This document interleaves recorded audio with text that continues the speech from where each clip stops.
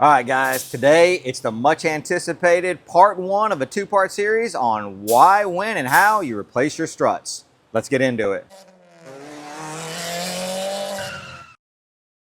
We had a video recently where we started talking about the struts, and I've got a whole big thing about struts, and it's something that's really important to me. Sherwood, who is going to... I was so rude, and I interrupted you, and then I missed the edit on me interrupting you, and so got called out on it, and I deserved it. I deserved being called out. So I apologize to everybody. I'll try not to interrupt him anymore. Clearly, that's an issue. So yeah, I'm done for this video. I won't talk anymore. How many seconds was that? Yeah, because last video I talked for about 25 seconds total, and they said I talked too much. So. All right, here we go.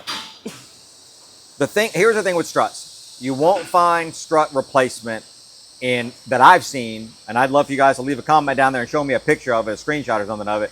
You won't see it in any service interval, service manual, maintenance schedule. You won't see it, recommended to be replaced at a certain mileage or time. What you will see is inspect. And what people think when they say, when they see inspect is they're looking for leaks on one. I will tell you from experience that by the time a strut leaks or a shock leaks, they are far past needing to be done. So let's talk about what we're going to do in this video. We're going to talk about why you should replace struts, because that's the thing that people do not understand. So even if you don't watch this thing all the way through and hear the when and the how and all that stuff, you want to know the why. Because if you know the why, then you're going to understand, oh, this makes sense, and I need to start thinking about this. Whether you're a DIYer, whether you're a shop owner, whether you're just a driver of a vehicle and you want to know that you want to take care of your car and you're going to want it to be maintained properly and safely. So we're going to talk about the why. We're going to talk about the how do you do it. Are there different ways that you can do it, different products that you can buy to possibly accomplish it when you don't have some equipment that we're going to show you that you would need if you do it in other ways. And then we're going to talk about the when. When should you do it? And that's got a little bit of there's a little bit of a fudge factor in that. We're going to go over that.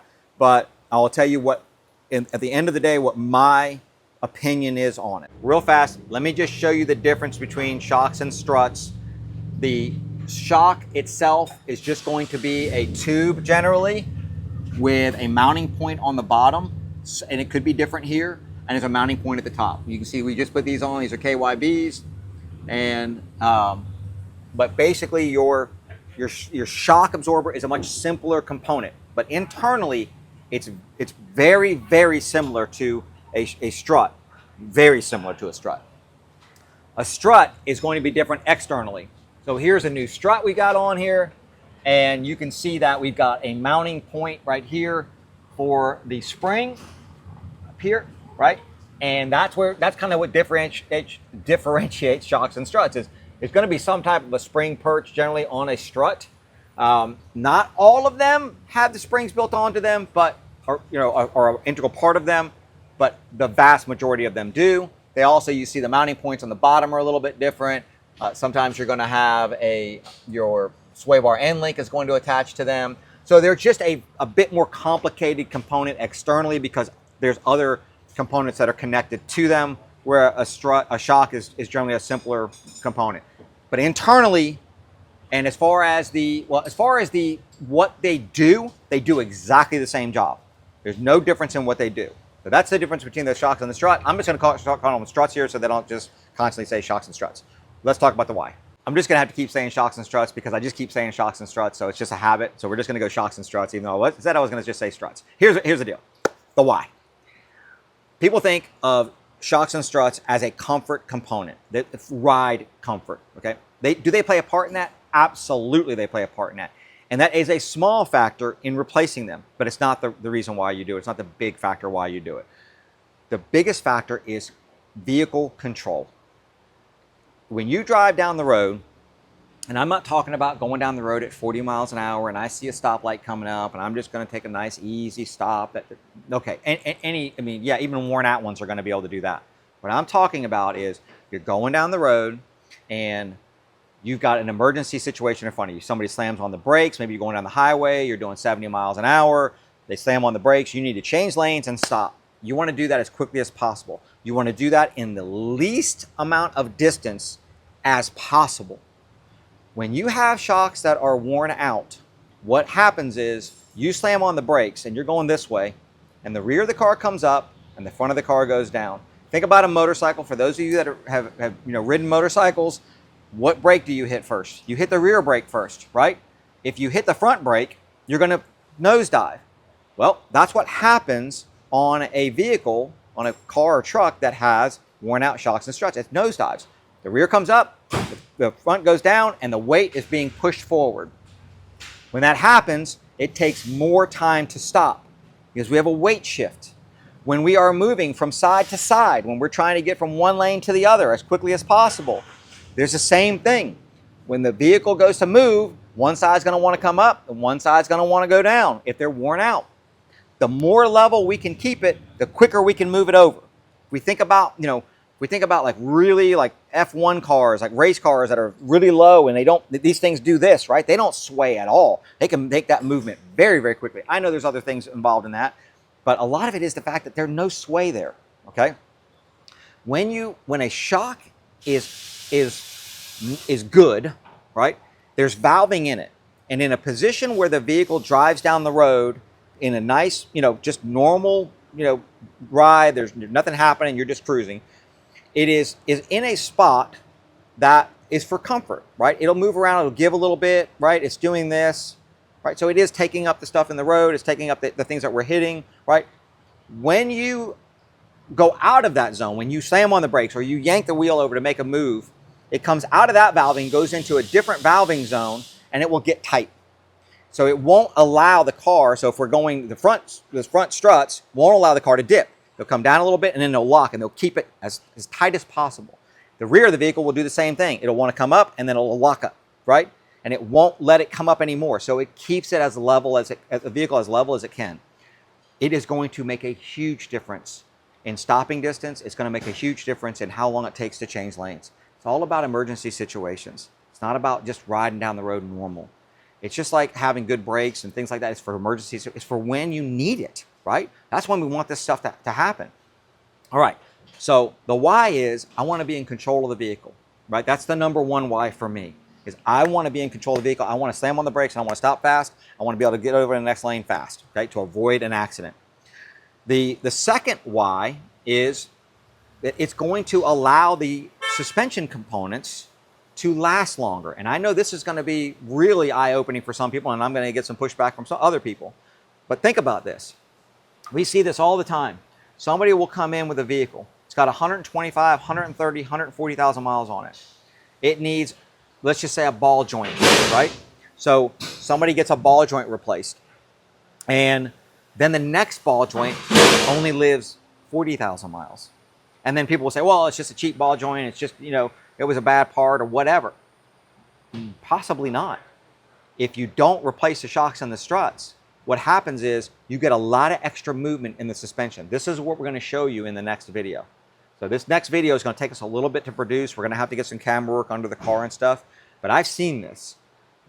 When you've got shocks and struts that have wear on them, that suspension moves a lot just going down the road. I mean, we're hitting stuff all the time. You're driving down a regular road. You're not feeling it. The engineers of vehicles are really good about, really, sequestering you away from the vibrations and things. That suspension's moving all the time. When you get worn out shocks and struts, it's moving a lot. Well, think about ball joints, tie rod ends. Those things are having to do this. These are joints. These are movable joints. The more you move them, the quicker they're going to wear out. So, yeah, you had a brand new vehicle with brand new shocks and struts on it. You had suspension components that lasted a long time, a lot of miles, and then you replaced them when they wore out, and then the new ones didn't last as long. Could very well be because you've got too much movement in the shocks and the struts because they weren't considered as part of needed to be replaced, right? So that's the number two. Number three is it's going to let your tires wear longer. It's going to take them, going to make them last longer because it's going to keep them in contact with the road. If you have tires that are starting to cup up and starting to, do some weird stuff on the tread and the tread is not even, that could be because you haven't rotated them properly, but it could be that your shocks and struts are worn out. They're not keeping them in contact with the road. And so those tires are moving around a lot and it causes the tread to do that, right?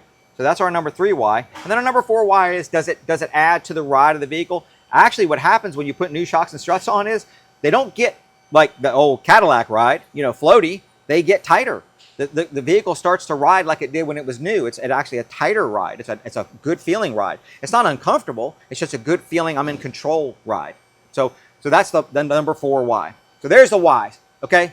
If you want to know the reason you replace shocks and struts, number 1 is because I want it to be safer. I want it to stop quick. I want it to be able to, in an emergency situation, I want to avoid somebody. For those of you that are Paul Harvey fans, here is the rest of the story. This is the rest of the story that you didn't get to hear in the other video. While you're here real quick though, hit that subscribe button and hit that thumbs up and hit that bell notification, all that good stuff. All right, here it is. I did what's called a ride and drive.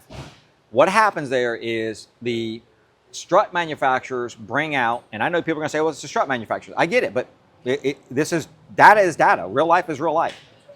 They brought out 3 sets of vehicles. So we had to go to this. They bring them in semis. We did this in Jacksonville. They brought 3 sets of vehicles. They brought a pair of BMW 3 Series. They bought a pair of Chrysler Town & Countries, and they brought a pair of Nissan Xterra pickups. They all had right at 50,000 miles, really close to each other. And then one of the pair had new shocks and struts on it. One of the pair had the originals. Now I'm going to tell you, and they set up an obstacle course. So they had this whole obstacle course you go through, drive through it. They had simulated potholes. They had all the turns you had to make. And then they had a stopping distance thing at the end where you slammed on the brakes to see how long it took you to stop. We got there, and they were giving us the whole thing about, you know, why you do this stuff, the same thing we just told you and all that. And I'm like, okay.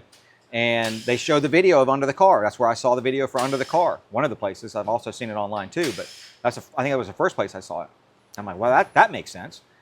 But I told the guy flat out, I said, there's absolutely no way that BMW is going to ride any different with 50,000 miles on it with new shocks and struts. I just don't believe it.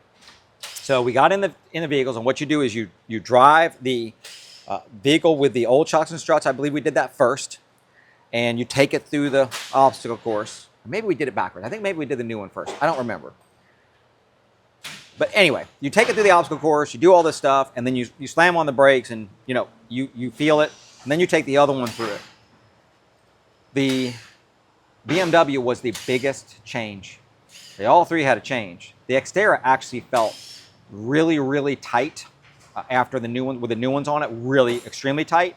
But after talking to them, it had some upgraded off-road shocks put on it. I don't think that was a wise thing for them to do, to be quite honest with you, because it changed the ride considerably. Did it stop? It stopped quicker and all that kind of stuff, but it just didn't ride. To me, it didn't ride as comfortable as the other ones did. The BMW, the Chrysler Town & Country had a big change. The BMW had a massive change.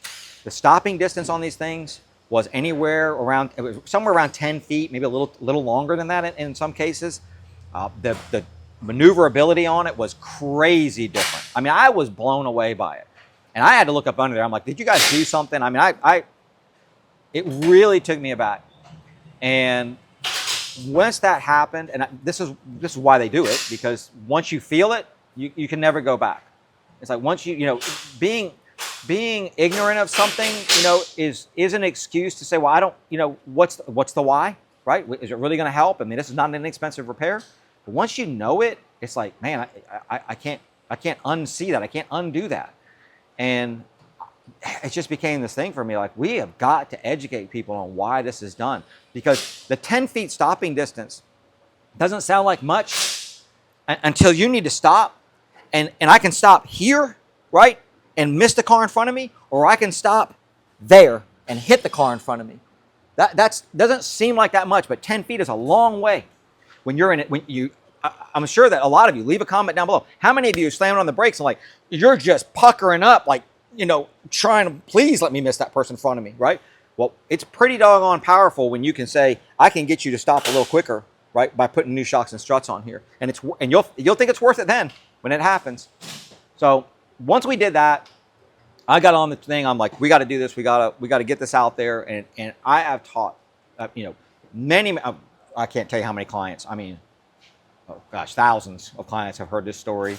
Tons of service advisors that I've been in front of, tons of technicians that I've been in front of, and it's very rare for them to know the why. Right? This information is not out there like it should be, but once they know it and I tell them it, it's like, okay, and that's what this video is for.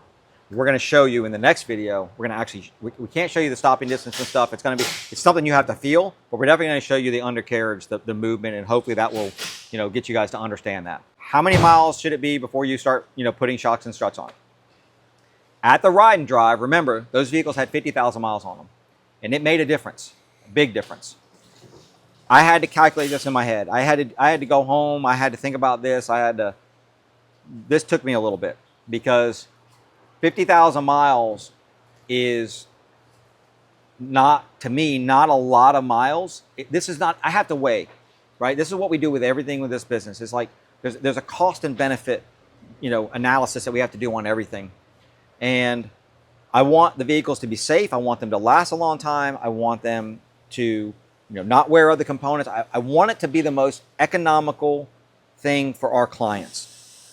Shocks and struts are not inexpensive. Some of them, they can be anywhere from low end, maybe $800 to $1,000, up to thousands of dollars on some vehicles. 50,000 miles, I started looking at this. I said, okay, 50,000 miles. But here's what I went with. I went with 100,000 miles. I said, you know what? At 50,000 miles, we had 10-foot stopping distance extra. We definitely had, we were less in control of the vehicle. So we could definitely say, if you want to say 50,000 miles, I would say I have no qualms with that whatsoever. But I know at 100, I know it's a big difference. I know that those things are worn out enough now. I know at 100 that those things, there's no question. They are worn out. They need to be replaced. I don't care what kind of vehicle it is. Getting those things done at that time is a good cost-benefit ratio, right? It's going to cost some, but I'm only doing it every 100 as opposed to, if a vehicle has 200,000 miles on it, I'm doing it twice as opposed to 4 times. And if they're leaking, we would replace them earlier than 100, obviously. Of course, if you see one leaking, that's a defective strut or defective shock. They build these things to not leak. A lot of them have multiple seals, so they do not leak. So they don't want leaks. Manufacturers do not want leaks. Leaks mean warranty repairs, and they don't want that. So yeah, if it's leaking or damaged physically in some way, of course it gets done earlier. And then when you do that, okay, you got one corner that's leaking. Now you've got to make, how many miles are on the vehicle? It's got 50,000 miles on it. This one's leaking. Go ahead and do the other one across from it. I would say go ahead and do all 4 at that point, right? Make the vehicle ride like it's supposed to. You're not wasting money by doing that. I just told you at 50, they've got wear on them enough to where it would justify replacement. And if you've got one leaking, okay, let's do them. Right? And can it affect the ride quality just doing the front or just doing the rear? Think about it. If we've got front ones or rear ones that are new and the other ones are worn, I've just told you that how they do things, they all work together. This is not a single component like doing one thing. This is a system that's working together. So yes, it could definitely affect ride quality. It could affect, everything we talked about as far as stopping distance, things like that. There's a couple of different ways with shocks and struts. Well, shocks are shocks. Shocks are pretty much anybody can do them. There's no special tooling generally required. Sometimes they're quite difficult depending on how they mount on the top to get them in to get into there. But overall, they tend to be okay. Struts are a different animal altogether. This is how your normal strut would come. Again, I know there's going to be comments. Mine's not like that. Okay, they're differing designs. I understand, but this is just your generic, usually how they come. This spring is under a lot of tension. It is held by that nut and by this plate. There's a bearing in here. You do not ever take that nut off unless this spring is held some way safely. Wire ties are not the way. They're not. Don't do that, okay?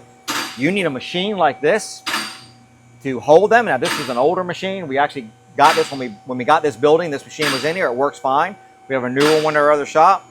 There are other companies that make them, and they're not inexpensive. But they're crazy not inexpensive. But you really cannot do a strut without a machine like this. They do make these, rental kind of things where you can put them in here and squeeze them down, and they have the scissor ones that you can put in here and squeeze them down. Can they be used? Yes. Do I recommend them? No. I actually had one of those come apart one time, and I had to sit down for a few minutes. That one was quite a scary moment. This thing, some of these springs are under a massive amount of tension. So I get where we're going to use something like this, and I would recommend you do that too if you're going to do that type of replacement. So this is how you would buy it. Obviously, this is not this one because the spring perch is different, but this has a spring on it also. If you're going to buy them like this, you're going to need some type of way to squeeze this spring down and hold it into place while you take this loose, move the strut out of the way. You're then going to want to check your bearing plate. You're going to want to check your bump stop, which is usually inside of here. Right there is a bump stop. All right. And that's just if you bottom out, it'll hit that rubber piece. I can maybe pull it down, but They see it. But you see it. All right. There you go. These things, these bump stops will get really, this one's actually in really good shape, but they will get into really bad shape. They'll be deteriorated to almost nothing. So if it's deteriorated, you're going to need a new bump stop. A lot of times these bellows get destroyed, so you'll need new bellows. You don't want dust and dirt getting up in here. That will cause leaks down the road. So if you're going to replace them just like this, there's other components that you will need. Possibly the rubber on the base where the spring goes need to be replaced. So there's lots of different components with that. If you do what's called a quick strut, which comes like this. Now it doesn't come with this piece on it, right? We'll talk about that in a second. But it will come ready to go in. And all you have to do, really, really handy for DIYers, is you take your loose, get your suspension held, take it loose at the bottom, take it loose with these. Do not take that center one loose. You can take the mounting plate bolts loose, take the whole thing out, put the whole new one back in, bolt it into place, go get it aligned, you're good to go, right? We recommend replacing the sway bar end links if they are connected to the strut in any way. And that's just from experience that you take these things apart and then you put them back on and then you go down the road and these things start going clunk, clunk, clunk, clunk, clunk, clunk, and it sounds like an upper bearing plate is bad on your strut, and it's these things. We had so many of them do that we're just like, listen, it doesn't make any sense. These are not expensive. Let's go ahead and knock them out while we're doing it. Virtually no labor while you're doing the strut. And let's just knock them out while we're doing it to save from noise. What ended up happening is it'd come back with a noise, and then we would just put free sway bar links on it. That's what we didn't want it. We put a ton of free sway bar end links on. Enough to say we're doing it all. Yeah, we're doing it at the same time. So, all right, that would be, quick strut assembly. Again, this one would be just your normal strut where you're going to change everything over. This requires the machine. This does not. What brands do we use? What brands do we recommend? Because I know everybody's going to ask that. All right. Here comes the controversy. Here comes a lot of controversy. Let me start off with one that I used to be really big on, and we used to use a lot, and that was Monroe. We used them a lot. We don't use them anymore. And I will tell you what happened. We had a rash of them that we would buy quick struts, and they would make a ton of noise. They just wouldn't feel right. They would make noise. We would take it apart.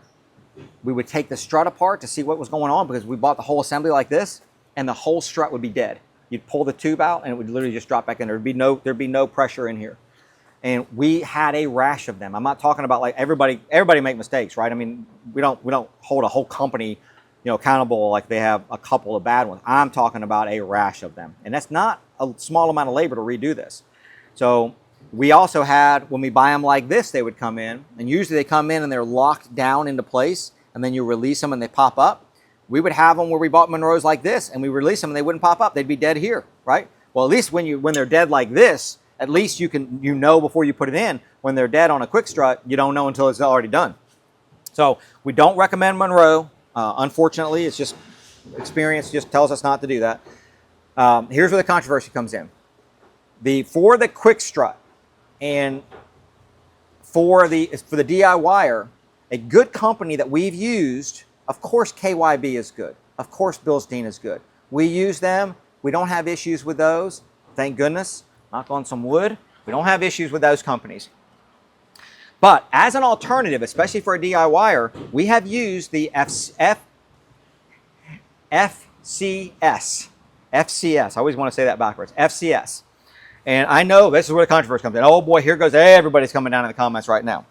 They are a not inexpensive, but not expensive. I mean, they're kind of a middle of the road brand as far as price wise goes. But we've used if you need a quick strut. So if you're a DIYer, it's a good alternative. If you, we think Rock Auto's got them. Is that right, Sherwood? We did see that Rock Auto does have some of them, yes. Okay. So you can get them on Rock Auto. I don't know where else you can get them. I can't guarantee fit on every application. Yeah, obviously we're not part of Rock Auto. We can't guarantee them. But if you've got a vehicle, let's say you've got a vehicle, and this is about time. Springs wear out too.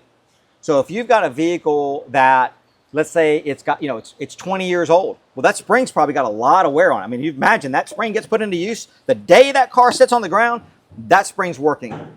Never gets a break, right? So after 20 years, it's probably got some, some degradation in its springiness, I guess. I'm gonna have some spring engineers on here. That's wrong verbiage, but so a quick strut would be a good alternative. And you can buy a FC. I have a hard time with it.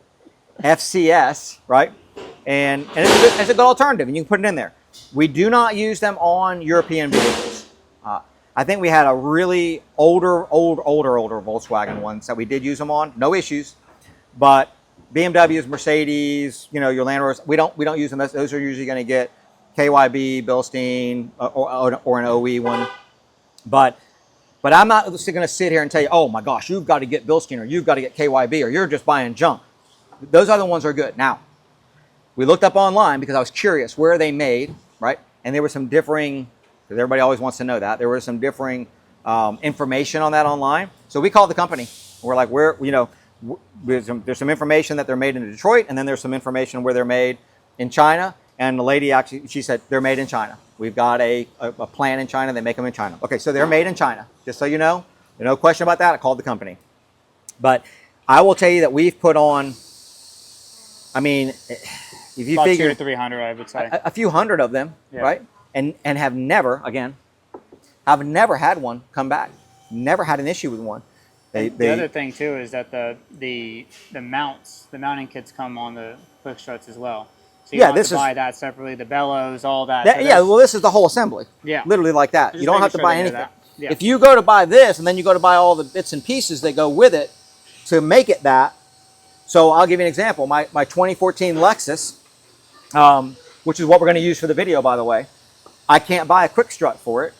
So I'm having to buy, and I can't even buy the other components separately. I'm going to reuse the springs. It's only a 11-year-old vehicle, but I'm buying the bellows, I'm buying the bump stop, I'm buying the upper plate and all that. All that stuff I'm having to buy that all separately because I have to buy the strut like this.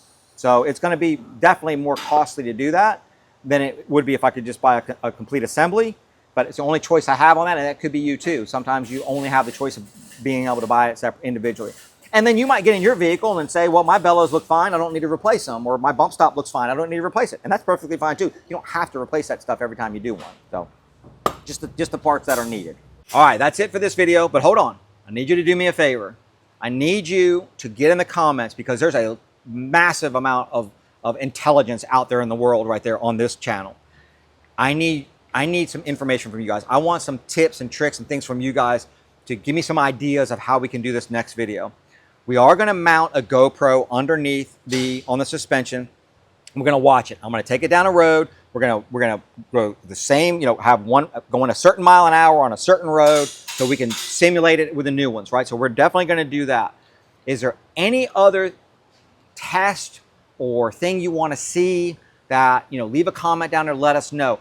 It's going to be really difficult for us to do a stopping distance thing, right?